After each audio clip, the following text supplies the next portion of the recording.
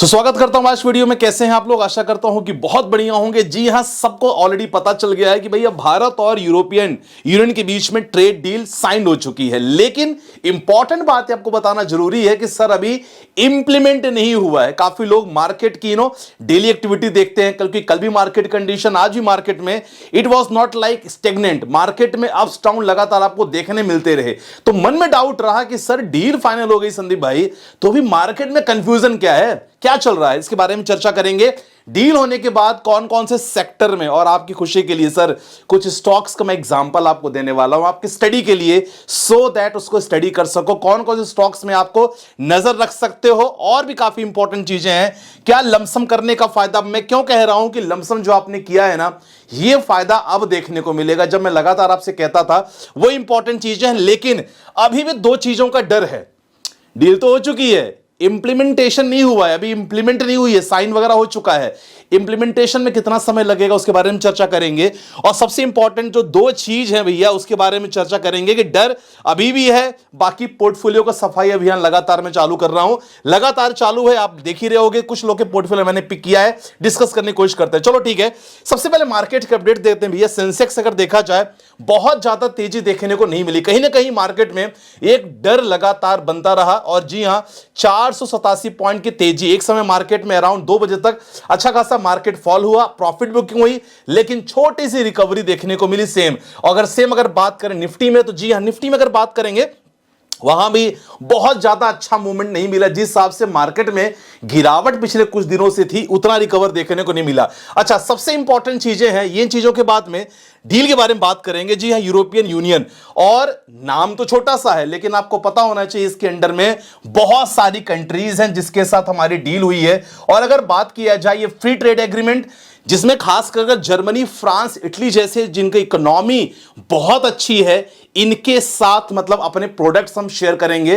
और हमारे प्रोडक्ट अगर इस कंट्री में जा रहे हैं, वहां भी सर हमारा प्रोडक्ट सस्ता होने वाला। देखो, फ्री ट्रेड एग्रीमेंट यहां मतलब सिंपल क्लियर है, आपके यहां कुछ सामान जाने वाला है, हमारे यहां कुछ सामान जाने वाला है।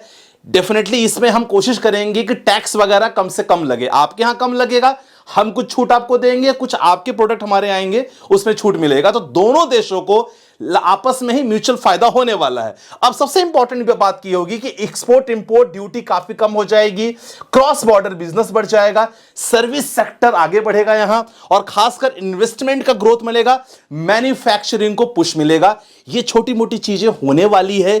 और ये जो एग्रीमेंट होता है तो बहुत सारे प्रोसेस होते हैं, ठीक है। वहां के जितने भी कोर्ट्स वगैरह हैं, जो सुप्रीम कोर्ट वहां की कंट्री का होता है, वहां से परमिशन लेना होता है, बहुत सारी सर्वदलीय बैठक होती है, बैठक के बाद सबका साइन होता है दोनों पार्टियों के, इसके बाद आपका इंप्लीमेंटेशन होता है, समय लगेगा। और अगर आप बोलो ना सर इस चीज को समय लगभग 1 साल लग जाता है, तो आपका अगर इंप्लीमेंटेशन की बात किया जाए ये 2027 में स्टार्ट होगा। ये फिलहाल केवल ट्रेड एग्रीमेंट फाइनल हो चुका है। और यूरोपियन यूनियन मतलब 27 कंट्री में हमारा प्रोडक्ट अगर जा रहा है, तो कहीं ना कहीं हमारे प्रोडक्ट पे छूट मिलेगी, और वहां से कुछ प्रोडक्ट आ रहा है उनके प्रोडक्ट पे छूट मिलने वाली है, ठीक है। खासकर आप देख पा रहे हो कि खासकर लिवरेज जितनी भी गाड़ियां हैं अगर भारत में आने वाली हैं, खासकर BMW से लेके, तो यहां काफी डिस्काउंट मिलने वाला है। तो ये चीज अपडेटेड होने वाला है। और सबसे इंपॉर्टेंट है, देखो अब किस सेक्टर में आपको थोड़ी सी नजर रखना इस सेक्टर पे। अब अगर आप कंपेयर करते हो यूएस ट्रेड डील के साथ, तो सर जो यूएस के साथ ट्रेड डील होने वाली थी, अगर उसका बिजनेस देखा जाए ना, उस बिजनेस से कंपेयर में यहां बिजनेस कम है। मैं आपको बता दूं क्लियर, अगर हम यूएस ट्रेड डील की बात करें बहुत ज्यादा होता, कम है, लेकिन ये चीज अगर यूरोपियन की बात किया जाए तो ये भी उतना ज्यादा ऐसा नहीं कि बिल्कुल भी कम है, लेकिन यूएस के साथ थोड़ा और ज्यादा होता। चलो कुछ सेक्टर की बात कर लेते हैं। पहला sector pharma sector. Pharma sector हमारे यहां हम लोग जेनरिक प्रोडक्शन मेडिसिन बहुत अच्छी करते हैं, दैट्स मेजर, जिस चीज के लिए हम फेमस है। आज अगर यूएस भी हमसे झुका है कुछ चीजों मामले में, तो हमारा केवल फार्मा सेक्टर है, क्योंकि उनके पास अगर देखा जाए ना, लोग जितने हैं काफी लेबर कॉस्ट बहुत ज्यादा है, भारत में लेबर कॉस्ट काफी कम है, that's a basic factor.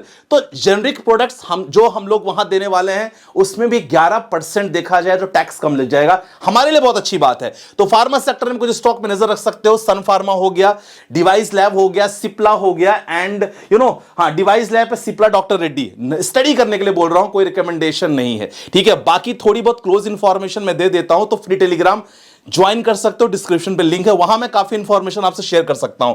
Textiles और अपैरल, अगर टेक्सटाइल की बात किया जाए, जी हां, गारमेंट्स और होम टेक्सटाइल की अगर बात करें तो कुछ इंपॉर्टेंट ऐसे स्टॉक है जिन पे नजर रख सकते हो। जो वर्धमान की बात करें, वेल्सन की बात करें, ट्राइडेंट की बात करें, इसमें स्टडी कर सकते हो, देख सकते हो स्टॉक के बारे में। फंडामेंटल कौन सा स्टॉक इसमें से कौन सा स्ट्रांग है, कौन सा वीक है, मैं फ्री टेलीग्राम पे डाल दूंगा, ठीक है। ऑटो कंपनीज की बात करें, ये भी एक ऐसा सेक्टर है, और खासकर अगर यूरोप की बात किया जाए ना, यूरोप कंट्रीज ना ईवी को लेके थोड़ा ज्यादा वो लोग पुश करते हैं। तो ऐसे में 2-3 स्टॉक पे नजर रख सकते हो। जेबीएम ऑटो की बात करेंगे और मदरसन की बात करेंगे, स्टॉक पे आप देख लेना, स्टडी कर सकते हो। और अगला जो सेक्टर है, जी हां, इंजीनियरिंग गुड्स और केमिकल्स, इसमें आपका आरती, गुजरात पेट्रोकेमिकल्स, इसमें भी कर सकते हो, क्योंकि केमिकल रिलेटेड चीजों के लिए भी दोनों देशों के बीच में, खासकर यूरोपियन यूनियन और भारत के बीच में अच्छी खासी यहां डील हुई है। तो इस सेक्टर पे ना नजर रखना बहुत इंपॉर्टेंट है, क्योंकि ये सेक्टर, देखो गाइस, आप ये सोच रहे हो कि भैया ग्रोथ तुरंत चालू हो जाएगी, समय लगेगा। एंड मोस्ट इंपॉर्टेंट चीज, समय के साथ साथ ना इनके रिजल्ट भी बहुत मायने रखते हैं। ये रॉकेट नहीं होने वाला है कि डील हो गई तो रॉकेट हो जाएंगे, ऐसा नहीं है। बस ये क्या है कि थोड़ी बहुत इनको बूस्ट मिल जाएगा। रिन्यूएबल एनर्जी की अगर बात करते हैं, रिन्यूएबल एनर्जी में खासकर स्लाइटली मूवमेंट थोड़ा यहां स्टार्ट हो जाएगा धीरे धीरे, और मैंने क्या बोला है, असर अभी नहीं दिखेगा। तो रिन्यूएबल एनर्जी में Adani green, Suzlon, NTPC, Tata power जैसे स्टॉक हैं। फंडामेंटल थोड़ा देख सकते हो, मार्केट कैप देखना, और हमेशा स्टॉक देखते समय देखना कि भैया कंपनी में कितना कर्ज है और कितना कंपनी पे रिजर्व है। हम जब भी क्लास लेते हैं, आपको पता होगा, मैं रिसेंटली क्लास इसके बारे में चर्चा किया था आप लोगों से। तो इन चीजों को आपको लगातार नजर रखना है। बस ये सारे सेक्टर जिन पे आप नजर रखना। लेकिन सर, जब मैं खतरे की बात कर रहा हूं ना, आपको पता है खतरा कौन है भैया? दो तीन लोग ना सबसे इंपॉर्टेंट खतरा है। सबसे पहला रिएक्शन अभी ट्रंप से देखने को नहीं मिला है सर। ये ट्रंप का क्या रिएक्शन होता है, ये बाजार के लिए अगेन घातक साबित हो सकता है। 2 दिन की तेजी अभी तेजी नहीं है, इसको ज्यादा खुश भी नहीं होना है हमें कि बहुत तेजी हो जाएगी। और खासकर क्योंकि देखो, यहां के जो सेक्रेटरी साहब है, जो वहां के फाइनेंस सेक्रेटरी हैं, वो थोड़ा सा ना, उनका बयान अभी उतना ज्यादा अच्छा नहीं रहा है। उन्होंने कहा कि अगर यूरोपियन यूनियन के साथ भारत की डील हुई है, ये भारत के लिए लॉन्ग टर्म में बहुत अच्छी बात है, लेकिन भारत कहीं ना कहीं यूएस के साथ दुश्मनी मोल ले रहा है, ऐसा उनका कमेंट आया है बेसेंट साहब का। तो ये चीज अभी ट्रंप का रिएक्शन नहीं आया है सर, ये सबसे इंपॉर्टेंट है हमारे लिए। क्या रिएक्शन देखते हैं? FIS की एक्टिविटी, जी हां, ये थोड़ी ज्यादा चिंता की बात है। मैं आपको बताऊं, FIS अगर बात करें, भी डेटा नहीं है FIS का, शायद जब तक आपका वीडियो आ जाएगा डेटा आ चुका रहेगा। फिलहाल FIS की अगर बात करें, 43,000 करोड़ की बिकवाली अभी भी FIS ने किया है। अभी मैं रिफ्रेश कर रहा था डेटा के लिए, लेकिन 27 जनवरी की भी बिकवाली हुई है। मतलब कल मार्केट अच्छा था तो भी FIS का कोई इंटरेस्ट नहीं है इंडियन मार्केट को लेके। तो ये these are called market indicator. अभी भी 43,000 करोड़ का माल बेच के बैठे हैं लोग, सोचो अभी खरीदारी नहीं कर रहे हैं। ये चैलेंज है अभी भी, सच बताऊं आपसे। तो इसीलिए उतनी खुशी मैं अभी नहीं मना रहा हूं। 43,000 करोड़, और बाकी अगर DIs की बात करें तो DIs लगातार लगातार खरीद रहे हैं, तो वो अलग मैटर है, ठीक है। तो जो मैंने चैलेंज लिखा है ना, जी हाँ, चैलेंज यही है भैया, ट्रंप का कमेंट, दूसरा FIS का एक्टिविटी, तीसरा IT बिजनेस हब। यूएस हमारे लिए एक बहुत बड़ा IT बिजनेस है, हब है, और मोर देन 60% का बिजनेस हमें यूएस से आता है, जो यूरोपियन यूनियन में इतना पॉसिबल नहीं होता। तो ये चीज इंपॉर्टेंट, थोड़ा सा ये चीज देखने को नजर बढ़ेगी। तो देखते हैं आने वाले समय मार्केट में क्या होता है, ठीक है गाइस। चलो, अब रही बात लमसम अपॉर्चुनिटी, तो देखने को मिलेगा जब भी मार्केट में होगा। आपको फ्री टेलीग्राम पे मैं लमसम डाल देता हूं कि मार्केट में लमसम होगा कि नहीं, तो टेलीग्राम जरूर ज्वाइन कर लेना, फ्री वाला, डिस्क्रिप्शन पे लिंक है। चलो क्वेश्चन लेते हैं। संदीप भाई, मेरा पोर्टफोलियो रिव्यू कर लीजिएगा। 2 साल से इन्वेस्टमेंट कर रहा हूं, अभी तक 11% में है, और लास्ट मंथ 3.27% का आ गया।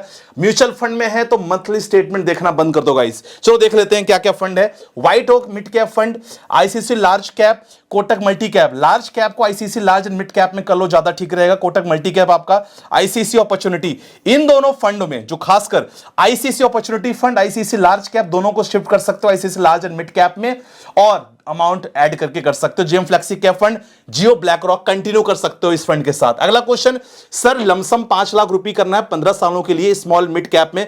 बहुत सारे स्मॉल कैप हैं, अगर ये 5 लाख कर रहे हो, AWC स्मॉल कैप है, बंधन स्मॉल कैप है, HDFC स्मॉल कैप है, ये DSP स्मॉल कैप है, सारे स्मॉल कैप में कर सकते हो। Mid cap HDFC mid cap हो गया आपका, टाटा मिड कैप फंड ले सकते हो, मोतीलाल का mid cap fund, axis mid cap fund ले सकते हो। ये सारे मिड कैप है, लगातार लगातार निवेश कर सकते हो। बाकी अगर निफ्टी मिड कैप 150 और निफ्टी स्मॉल कैप 50 इंडेक्स की बात किया जाए थोड़े बहुत अगर बात किया जाए पी रेशियो के बारे में, तो देखो थोड़ा बहुत इसमें आप ना निवेश कर सकते हो, लेकिन उतना ज्यादा निवेश करने की राय मैं खुद नहीं बोलूंगा, क्योंकि अगर आपका टर्म लॉन्ग टर्म का गोल है तो कोई टेंशन वाली बात नहीं है। You can have your portfolio with small cap, mid cap, large and flexi cap funds. अगला क्वेश्चन सर, 2 साल में Uday Oswal mid cap 15% negative, 20,000 loss. देखो 2 साल की बात कर रहे हो, अगर मोतीलाल का अगर ओवरऑल रिटर्न देखोगे ना sir, overall return more than 18% Motilal Oswal का मिड कैप है 2 साल से अगर आप कंपेयर करोगे, क्योंकि मोतीलाल में लिमिटेशंस हैं। यहां अगर फंड मैनेजर की बात करो, उनके पास लिमिटेशंस हैं जहां वो लोग पैसा डालते हैं। जब तक किसी स्टॉक में कोई इश्यू चलता रहता है तो ये चीजें छोटी मोटी फ्लक्चुएशन होती रहती है। लॉन्ग टर्म को देखा जाए, मोतीलाल एएमसी एक अच्छी खासी एएमसी देखी गई है। बाकी देखो लॉन्ग टर्म का प्लान है, कोई दिक्कत वाली बात नहीं है, शॉर्ट टर्म में जरूर थोड़ी सी आपको टेंशन सी हो सकती है। ये सिचुएशन सारे फंड के साथ आती है, तो ऐसा घबराना नहीं है। लगातार मुझे ऐसा लगता है कि लगातार आपको निवेश करके रखना है। अगला question, Parag Parikh flexi cap fund, Nippon India small cap, SBI PSU fund, Motilal Oswal का mid cap fund. Mid cap आपने लिया है, पीएसयू लिया है, स्मॉल कैप फ्लेक्सी कंटिन्यू करते रहो, कोई दिक्कत नहीं है। Sir Sandeep sir, investment continue रखो, एग्जिट नहीं करना है। तो माय डियर फ्रेंड्स, आपको क्या लगता है कमेंट सेक्शन में बताना कि इंडिया यूरोपियन की ट्रेड डील हुई है, ये ज्यादा स्ट्रांग है कि इंडिया यूएस की ट्रेड डील होती तो वो स्ट्रांग होती। कमेंट में प्लीज जरूर मेंशन करना। बाकी मिलते हैं वीडियो के साथ, अपना ध्यान रखिएगा, बाय बाय, टेक केयर, जय हिंद गाइस।